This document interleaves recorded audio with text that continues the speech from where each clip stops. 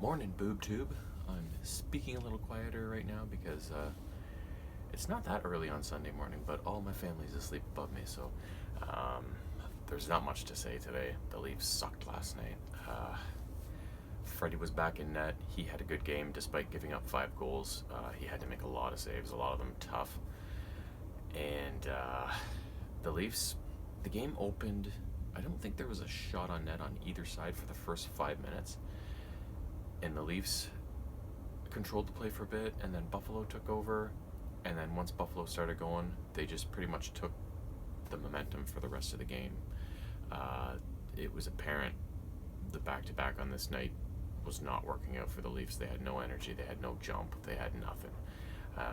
Buffalo, there was no scoring in the first period. Fortunately, that kind of saved their bacon. I thought, okay, if they can kind of, sometimes on a back-to-back, the first period's really ugly. You don't seem to have it, but then you gain it as the game rolls along. You kind of play yourself into the game, and you reclaim your energy and stuff. But the Leafs never did. They got scored on twice in the second period, in the first half of the period, but then they brought it back to within 2-1 in the second half of the second period, and it was a guy named Korshov, his first NHL goal. The Leafs had two guys up from the Marlies last night, Korshov and Marchment. I think I know there's been a flu bug going around the Leaf room, so I don't know. Like Timashov was out. I can't think of who else was out. Maybe Gauthier. I don't think I saw him last night. And so I don't know if it's the flu bug thing, but I also heard the commentators talking about before the trade deadline they kind of want to bring up some guys and see what they got, maybe showcase them and stuff like that. So I don't know, but either way, those two guys were up, and those two other guys were out. And Korshov got his first goal in his first game, so that was nice. A nice little forced turnover in the Buffalo zone by Clifford, and then him and Spezza regrouped, and Korshov as well, and Spezza slipped a little pass to Korshov on his off wing, and he one-timed it home. And after that goal, for the rest of the second period and early in the third, the Leafs, that was probably their best stretch. They had some chances, and they did get things to 2-2 early in the third on a Hyman goal, but after that, the wheels just fell off. The Sabres scored 3 goals in 91 seconds or something like that, and that was it. That's how it ended, 5-2. And I was just hoping they could scrape and claw and get it to overtime at least, and at least bank a point, because it was obvious they just didn't have it. And but it was not to be. They did not manage to get it to overtime, anything but. So yeah, it was just one of those ones. I mean, you can't use the excuse of back-to-back because everybody's got them, and at this point it doesn't matter, because you can use excuses all you want, but if you lose and you're out of the playoffs, you've only got yourself to blame, right? So the fortunate thing is that the teams below them in their division still keep on losing as well. So like, that's the only thing saving the Leafs right now. So yeah, I don't know what else to say. It was just ugly. They even lost significantly the face-off advantage, which they usually always win because they're such a good face-off team. They just had nothing going last night. It looked grim early in the game too, because both Sandin and Muzzin got hit by pucks. Sandin blocking a shot in the skate, and Muzzin just by accident up high in the jaw. And they both left for a little while in the first period, but we're back in the second. So thankfully, the Leafs' injuries this year are just, they've been really fortunate the last few years. They've hardly had any.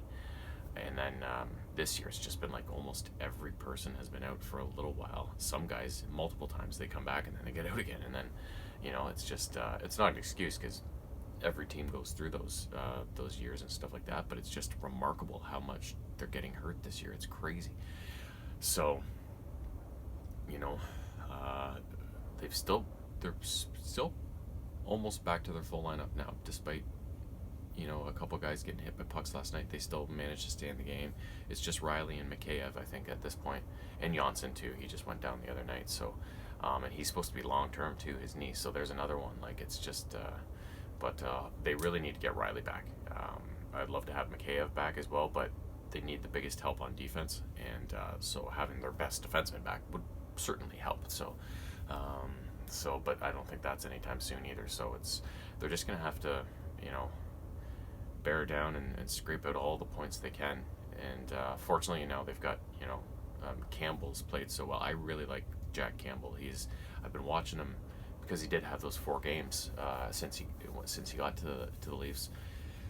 He seems to be a really thankful guy for the opportunity that he's been given to play for such a storied franchise and be shipped to a playoff contender and been given a prominent role in the interviews I've seen, and then also on the ice when he's in the net, and also when he's a backup on the bench. He's always, bumping fists with guys.